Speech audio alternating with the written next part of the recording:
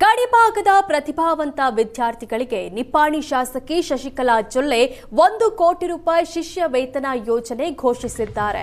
ಈ ಯೋಜನೆ ಲಾಭ ದೊರಕಿಸಿಕೊಡಲು ಚಿಕ್ಕೋಡಿ ಶೈಕ್ಷಣಿಕ ಜಿಲ್ಲೆಯ 8 ಕಡೆ ಪರೀಕ್ಷೆ ನಡೆಸಿ ಹೆಚ್ಚು ಅಂಕ ಪಡೆದ 40 ವಿದ್ಯಾರ್ಥಿಗಳನ್ನು ಶಿಷ್ಯ ವೇತನಕ್ಕೆ ಆಯ್ಕೆ ಮಾಡಲಾಯಿತು. ಜೊತೆಗೆ 1 ರಿಂದ 10ನೇ ರ್ಯಾಂಕ್ ಪಡೆದ ವಿದ್ಯಾರ್ಥಿಗಳಿಗೆ ನಿಪ್ಪಾಣಿಯ ಜೊಲ್ಲೆ ಇಂಡಿಪೆಂಡೆಂಟ್ ಪಿಯು ಕಾಲೇಜಿನ ಪ್ರಥಮ ವರ್ಷಕ್ಕೆ ಉಚಿತ ಪ್ರವೇಶ ಕಲ್ಪಿಸಲಾಗಿದೆ.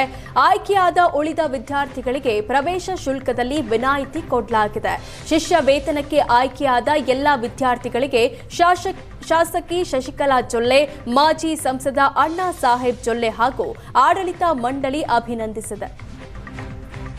ಈ ಉತ್ತರ ಕರ್ನಾಟಕದಲ್ಲಿನೇ state of the art infrastructure ಅನ್ನು ಕೊಟ್ಟು ಫ್ಯಾಕಲ್ಟಿದಲ್ಲೂ ಕೂಡ ಯಾವುದು ಕಾಂಪ್ರಮೈಸ್ ಮಾಡದೆ ಮೊದಲನೇ ಸಂಸ್ಥೆ ಇದು. ಅಂದ್ರೆ ಟೋಟಲಿ ರೆಸಿಡೆನ್ಷಿಯಲ್, ಅಂದ್ರೆ ಯಾವುದು ಡೇ ಸ್ಕಾಲರ್ಗೆ ಅವಕಾಶನೇ ಇಲ್ಲ. ಇಲ್ಲಿ ಏನ್ JEE ನೀಟ್ ಕೋಚಿಂಗ್ ಬರ್ತಾರೆ ಎಲ್ಲರೂ ಕೂಡ ಇಲ್ಲೇ ವಸತಿ ಇದ್ದು ನಮ್ಮ ಹಾಸ್ಟೆಲ್ಸ್ದಲ್ಲಿ ಅವರೊಂದು ಎಜುಕೇಶನ್ ಅನ್ನ ಪಡ್ಕೊಳ್ಬೇಕು. ಈ ಭಾಗದಲ್ಲಿ ಇರ್ತಕ್ಕಂಥ ಬಡ ವಿದ್ಯಾರ್ಥಿಗಳಿಗೆ ನಾವು ಸಹಾಯ ಮಾಡ್ಬೇಕಂತ ತಿಳ್ಕೊಂಡು ನಮ್ಮ ತಾಯಿಯವರ ಹೆಸರು ಮೇಲೆ ಒಂದು ಸ್ಕಾಲರ್ಶಿಪ್ ಪ್ರೋಗ್ರಾಮ್ ಅನ್ನ ನಾವು ಹೋದ ವರ್ಷ ಪ್ರಾರಂಭ ಮಾಡಿದ್ವಿ.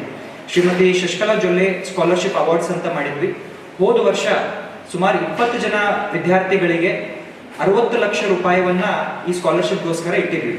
ಆದರೆ ಈ ಬಾರಿ ಇನ್ನೂ ಜಾಸ್ತಿ ಜನ ವಿದ್ಯಾರ್ಥಿಗಳಿಗೆ ಸಹಾಯ ಆಗ್ಬೇಕಂತ ತಿಳ್ಕೊಂಡು ನಾವು 40 ಜನ ವಿದ್ಯಾರ್ಥಿಗಳಿಗೆ ಈ ಒಂದು ಸ್ಕಾಲರ್ಶಿಪ್ ಕೊಡ್ತಾ ಇದ್ದೀವಿ. ಮತ್ತು ಒಟ್ಟು 1 ಕೋಟಿ ರೂಪಾಯಿವನ್ನ ಈ ಸ್ಕಾಲರ್ಶಿಪ್ಗೋಸ್ಕರ ನಾವು ಕೊಡ್ತಾ ಇದ್ದೀವಿ. ಅದರಲ್ಲಿ 4 ಕ್ಯಾಟಗರೀಸ್ಗಳನ್ನ ನಾವು ಮಾಡಿದ್ದೀವಿ ಸ್ಕಾಲರ್ಶಿಪ್ನಲ್ಲಿ.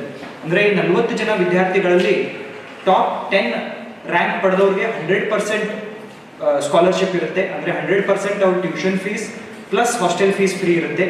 ನೆಕ್ಸ್ಟ್ 11 to 20 ವಿದ್ಯಾರ್ಥಿ ಯಾರಿದ್ದಾರೆ ರ್ಯಾಂಕ್ ಹೋಲ್ಡರ್ಸ್ ಇದ್ದಾರೆ ಅವ್ರಿಗೆ 75% ಸ್ಕಾಲರ್ಶಿಪ್ ಇರುತ್ತೆ. ಅದಾದ ನಂತರ